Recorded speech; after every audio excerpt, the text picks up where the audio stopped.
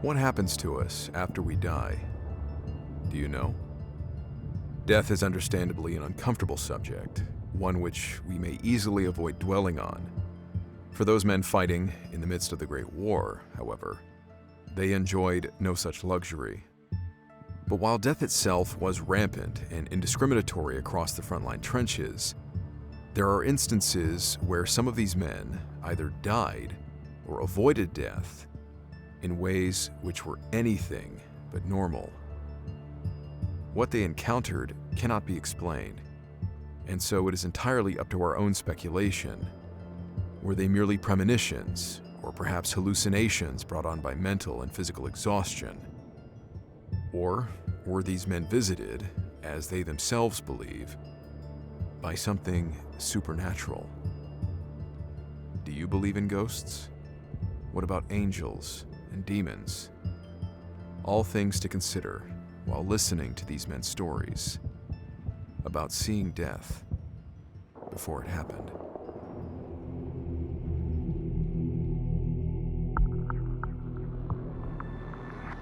The mist which hangs before you offers you a choice to pass through or to escape. Beyond it are Stories which defy the explanation and fly in the face. of what we know to be real, It is a void of both reality and impossibility. of both fact and superstition. You alone are left to discern what to believe as you pass through what we call the fog of war.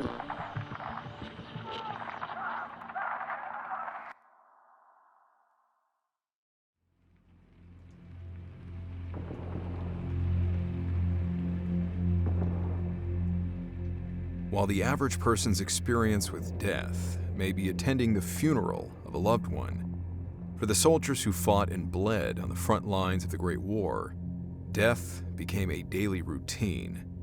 Right under their very feet, the earth itself was drenched with the blood of the fallen, their mangled bodies being buried and unburied by the constant churning of the land. Most assuredly, these men quite literally stared death in the eyes, the many faces of their lifeless comrades. However, the diary entries of these men seem to suggest that death not only presented itself to them in the physical sense, but also the spiritual. And as bizarre as it seems, there are cases where something not of this earth interceded, changing their fate, guiding these men away from what would have been certain death. This first story comes from the memoirs of a Canadian soldier, a man who survived the war, his story later being unearthed by Canadian historian Tim Cook. A story, Tim said, that is one of the most vivid, supernatural accounts he has ever come across in his 20 years of studying these diaries, letters, and memoirs from men like these, the frontline soldiers of the Great War.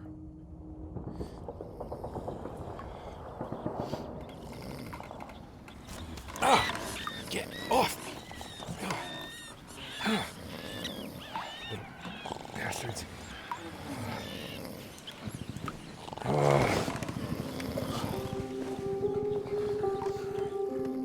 Despite his best efforts, sleep had continued to elude Will Bird.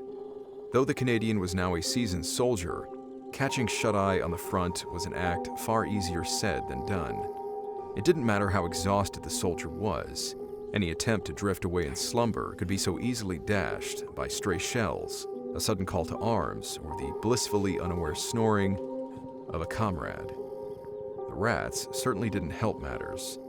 The critters relentlessly pestered the men, nipping at both them and their rations, while squeaking away at the sleep-deprived attempts to fend off their tiny assaults. However, despite all these factors, Will felt his eyes getting heavier and heavier. His exhaustion, it seemed, would finally win out. But then...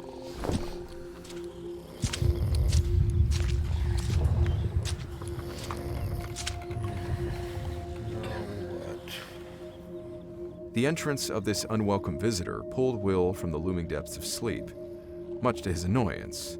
His mood didn't improve when the man's wet, mud-laden footsteps made their way right over to his cot, pausing by his side. Thinking that this was a soldier coming to summon him for a shift on the line, Will braced for the inevitable.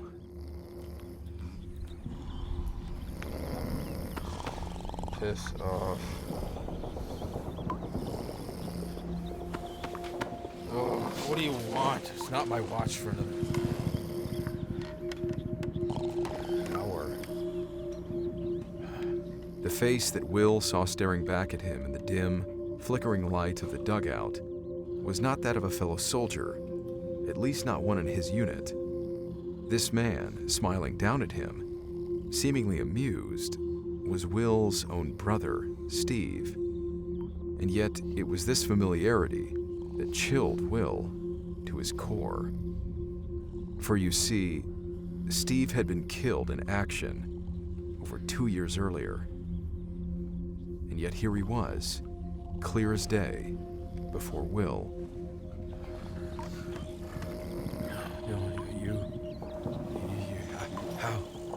How you, what, you? Steve's hand moved swiftly to silence his excited brother, soundlessly indicating with the other that he needed to be quiet. As they sat there in the silence, Will took note of the warmth of his supposedly dead brother's hand as it muffled his shock. Steve looked gently into the widening eyes of his bewildered sibling. Bearing a slight smile, he simply said, "Get your gear and follow me." And so, without a word and as quietly as possible, Will grabbed his kit, slinging his rifle over his shoulder as he hustled to catch up with his brother. Steve, wait. As Will stepped out into the open air, he quickly fell in line behind Steve, who had marched out at a quick pace through the winding network of trenches. However, the further on they went, the more uneasy Will felt. Time and time again, he spoke to his brother, prodding him with questions that went completely unacknowledged. Steve only faced forward, never once turning to answer Will, as he marched on with a strangely unnatural rigidity. After quite some time of following his brother through the trenches, Will saw Steve round a corner, mere steps ahead. Wait up. Turning to follow his sibling, Will was taken aback by the sight of a now empty trench before him. Steve? Steve, it seemed, had completely vanished. No trace of the man remained. Steve! Will called for his brother, desperate, pained whispers going tragically unanswered in the night. Indeed, the soldier was now all alone. Steve!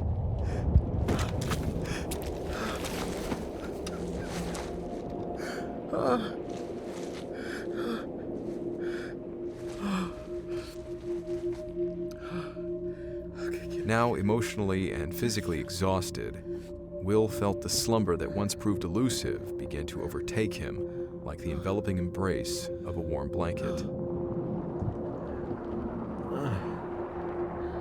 For the very first time on the front, Will Bird effortlessly fell asleep.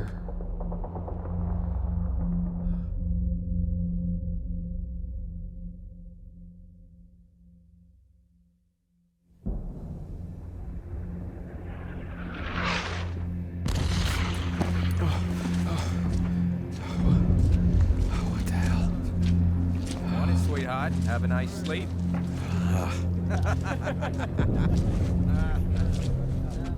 I'm losing my damn mind. His mind swirling with the thoughts of the night's encounter, there was little Will could think of to rationalize what he saw, what he felt, with the very tangible, warm palm of his supposedly deceased brother's hand slapped firmly over his mouth. Could it have all been a bizarre, waking dream? Perhaps some state of psychosis brought on by frayed nerves and looming fatigue. Whatever the case, Will couldn't afford to dwell on the matter.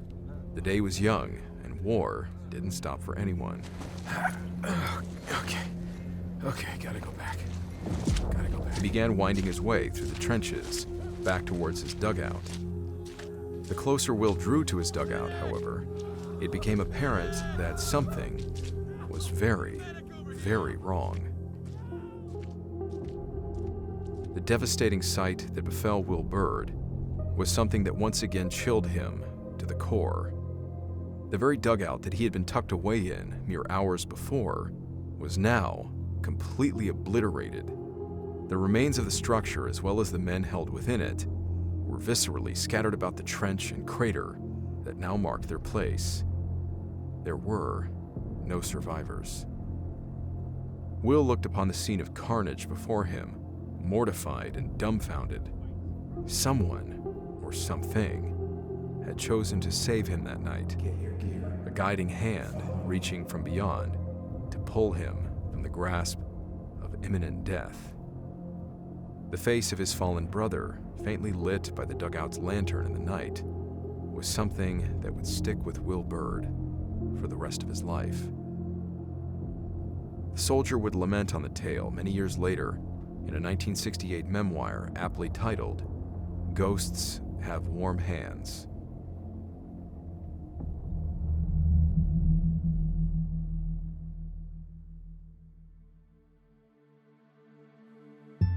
As incredible and outlandish as Will Bird's surreal experience may appear, such apparitions, it seems, were far from uncommon. If dozens of personal correspondences and official military reports are to be believed, spectral sightings of fallen comrades and deceased family members were a widely experienced phenomena. For the soldiers that experienced them, such encounters, chilling as they were oddly welcomed.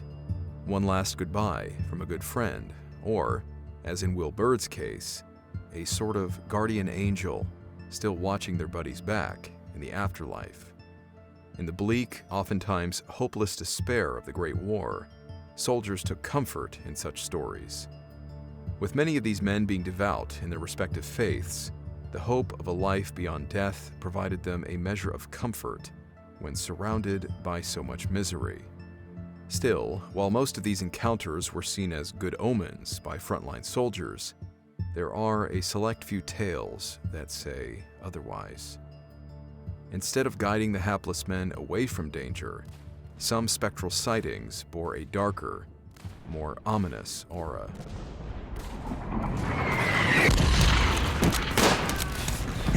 I'm out. Bloody hell. How much you got left? Not enough to keep this up. I hope your bayonet's sharp. Mate, we're buggered if Tommy doesn't get back here with the ammo.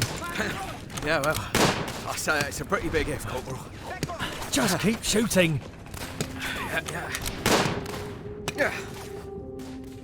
The thin British line had been battered for the better part of the morning.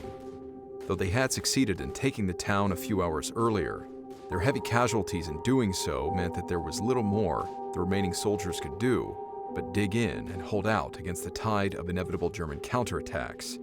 Thinly strung out amongst the ruins of the town, the British fought stubbornly, fending off the enemy despite their exhaustion.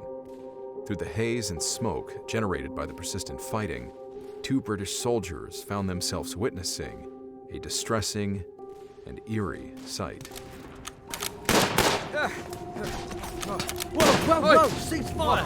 Where the bloody hell she come from? Get out of the damn street! Hey! She's reached! Allay! Allay! Seeming to quite literally appear from nowhere, the unknown woman didn't react to the beckoning soldiers. She simply stood there, stoic and unfazed by the battle going on around her, as her eyes fixated on the 2 British soldiers. The woman's appearance was a stark contrast against the town's drab devastation, wearing a distinct, vibrant blue skirt and bonnet. She was an older woman, her face appearing weathered, her eyes looking tired. The men were perplexed. Even the Germans, it seemed, had stopped firing. Allay! Hi. She knows there's a war going on, right? I think could be shell shock for all we know. We've got to get her out of there. Right. What are we gonna do? Stop me, boy. You lifesaver. Sorry, lads. Had to take a detour back there. So, you know any frog? What?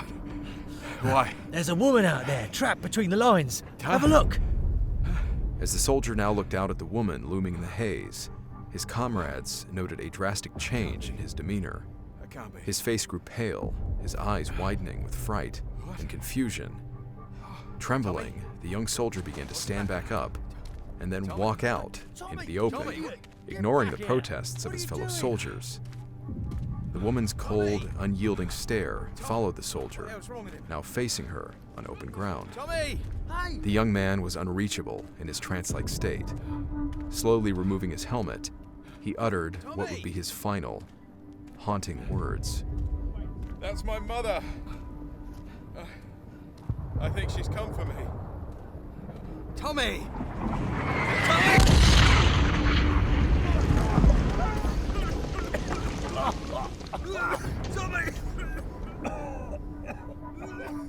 Through the settling smoke and ash, the two soldiers happened upon the remains of their comrade, killed mercifully quick by the blast.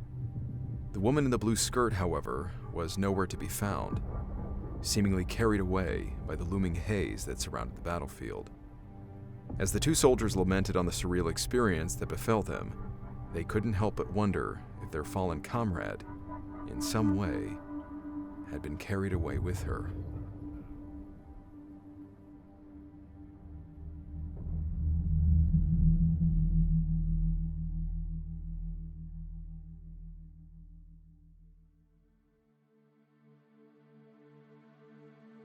Soldiers have always had a deeply personal relationship with superstitions and those more otherworldly influences on the natural world.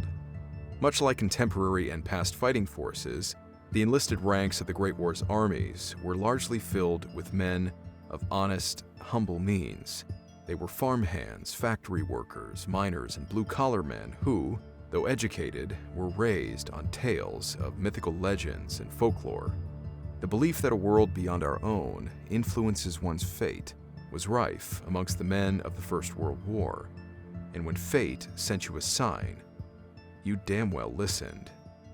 A common example of such superstitions was a soldier having some sort of lucky possession on them at all times, trinkets or articles of clothing that made the soldier feel that extra surge of courage needed to hoist themselves over the top and into the fray. So powerful were the men's belief in such objects that losing one before a major push was seen as a virtual death sentence for the owner. However, it was sometimes said that fate would reach out personally to the men on the front, bestowing upon them its ominous message, a warning that death was coming. The letters and diaries of Great War soldiers are littered with tales of comrades foreshadowing their own demise. The afflicted soldier, normally of cool nerves, would suddenly find an overwhelming feeling of looming dread descend upon him, letting him know that, try as he might, his time was coming. Whatever befell these men had profound impacts on their everyday conduct. For a while, they'd seem detached from reality, lost in the depths of their own mind, until, in many cases, a calm air of acceptance washed over them. More often than not, it seemed, this sense of lingering death proved eerily and tragically accurate.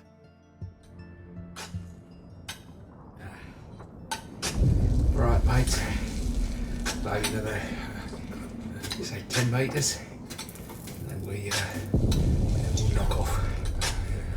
Yeah? Oh, cool.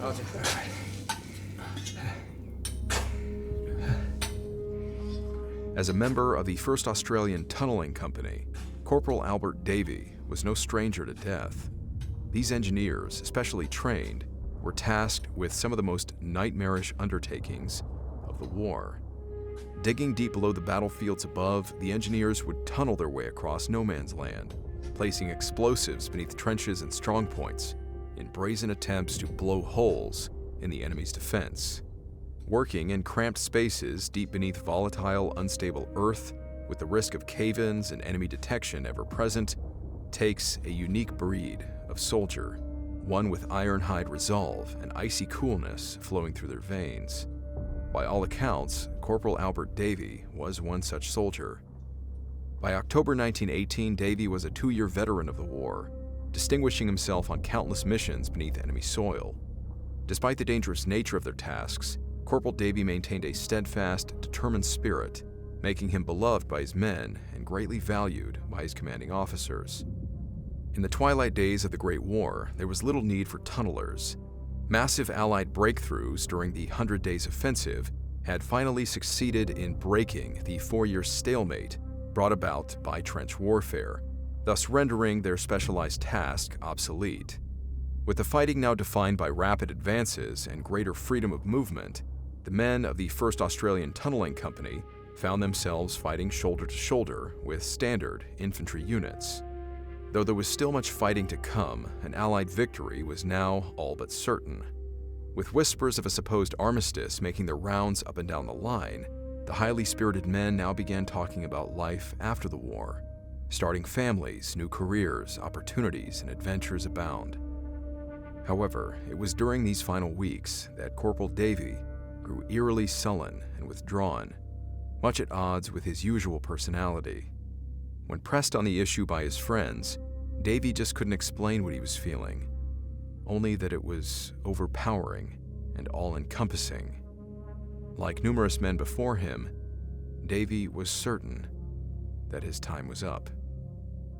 From the post-war writings of the unit's commanding officer, Captain Oliver Holmes Woodward, a peculiar interaction is recalled between himself and Corporal Davey on the cusp of a major push.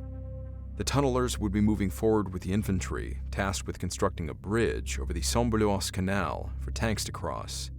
It was here, amongst the mustering forces, that Davey approached his CO. I had often heard cases cited of men having a premonition of impending disaster, and will tell you of a case that actually came to my notice. Corporal Davey, one of my best NCOs, came to me and asked whether I would take care of his personal belongings and post them to his wife should anything happen to him. I spoke firmly to him, told him not to be foolish. We all stood that chance and had to keep cool and collected. He replied, "Captain, nothing you can say will remove the conviction that I will be killed. Will you please do me the favor I ask?" Merely to ease his mind, I consented and took charge of his personal effects. The captain then watched as Corporal Davey moved along with the rest of his comrades, disappearing into a sea of uniforms, moving as one. Before daylight broke next morning, Corporal Davey had made the supreme sacrifice. He was killed by a shell while we were lying out, waiting for zero. In temperament, Corporal Davey was of the calm type. He was a soldier who was as fearless as any soldier can truly be in war, had never failed in carrying out his duties in a most efficient manner, and inspired the confidence of his men. There could be no suggestion of fear or panic causing him to act as he did in coming to me.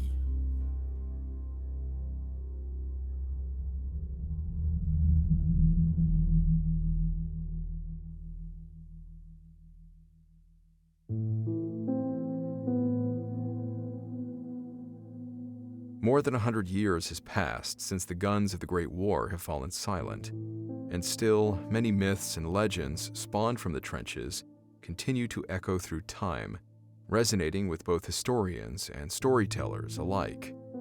When interviewed about the war's spectral happenings, many years down the line, these men, now far more seasoned in life and all its wisdom, never once backpedaled or revised their supernatural accounts.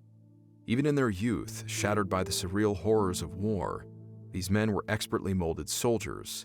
Their minds and senses evolved to meet the many terrors on the front. Soldiers who, in order to survive, relied on their ability to see, interpret, and react to everything around them to the utmost detail. So, what do we make of it when these very men, themselves finely tuned weapons of war, see the face of their long-lost comrades staring at them from the darkness? How do we interpret the prophetic images that plague them in the night, foretelling an inescapable and grisly end? Regrettably, this incredible generation of men has long since departed, leaving us with only their testimonies, these tales and unsolved mysteries of the front line. A line where they not only confronted death, but, quite possibly, saw a glimpse of what lay just beyond it.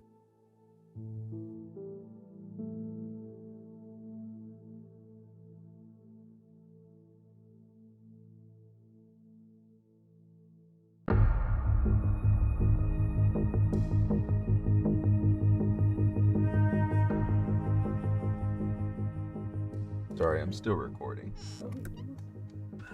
Huh? What'd you say? I'm still recording. It's stand alone in the church. Smoke and dust hang heavy in the air around him. I'm gonna add this to the blooper reel. No. Hey guys, that was my wife. She comes in to check on me here in the small closet that I work in sometimes, just to make sure, I'm still alive. Just a few quick updates for those of you who do listen to these after-action reports, the bloopers, and the personal stories that I sometimes inject here in the credits. So in relation to the recent episodes where I was kind of alluding to that I had a couple guys working with me that were training to help me kind of produce content, well, unfortunately the recent channel shutdown had a big impact. I did have to let them go, at least in the interim, until I can kind of stabilize everything on the financial side. But I did want to quickly say thank you to Jake Howard, who is the guest writer, or should I say ghost writer, for this episode's script. Jake previously wrote another episode, the Hound of Mons episode, which I really enjoyed the story. It's just, as somebody who's written most of the scripts for the episodes, it's just kind of interesting to have somebody else write a script and them to do the research and me reading it versus me digging through it. So I really appreciate Jake's writing ability and his ability to research even these kind of paranormal stories. He's got a very clear passion and knowledge for all things war-related, probably because he works in the Toronto film industry as an expert on weapons and uniforms. He's that guy on films that does the consulting for that. But despite his more hands-on profession, of course, he has this additional creative passion for writing. So if you enjoyed this episode, which there would not be a story without Jake, so this entirely relied on his ability to research and to put this story together. For my fellow book readers, I'm not a writer by trade, so if you write a book and you publish it, I don't know how you get exposure. I don't how do you get people to pay attention to your book? I, for one, think Jake is a very talented writer. I enjoy his work very much. And so if you enjoyed this episode, what I'm saying is that Jake is a published author. And so you can, of course, follow him on Instagram. Here is his Instagram handle. And here is a link at the top of the screen to his first published work, One Day Over Germany. As well as in the description, you can find the book on Amazon. Thank you again, Jake. I sincerely appreciate the help that you've been able to offer me. But other than that, of course, I do, as always, want to say thank you to both my YouTube channel members, I'll say first on this one, and then, of course, my patrons, my Patreon guys. Certainly the guys who have been with me since the beginning. You guys are unbelievably committed to helping me out, and I sincerely appreciate that. I really wish I could do more for you guys than I am currently doing. But for everyone who jumped on board in the last couple weeks because of the recent shutdown, I cannot thank you guys enough for coming through for me like that. It has been such a relief, and also just the obvious sincere financial help that you guys are offering me. So thank you so much for that. I will be messaging you all individually if I haven't already. Just sometimes it takes me between episodes some time to catch up on everything. If you've sent me an email, I am still getting back to you guys. I am so sorry. Just a lot going on, but I will find a way to respond to everybody in time. That being said, take care of yourselves. God be with all of you, no matter what you are currently dealing with, and I will see you in the next episode.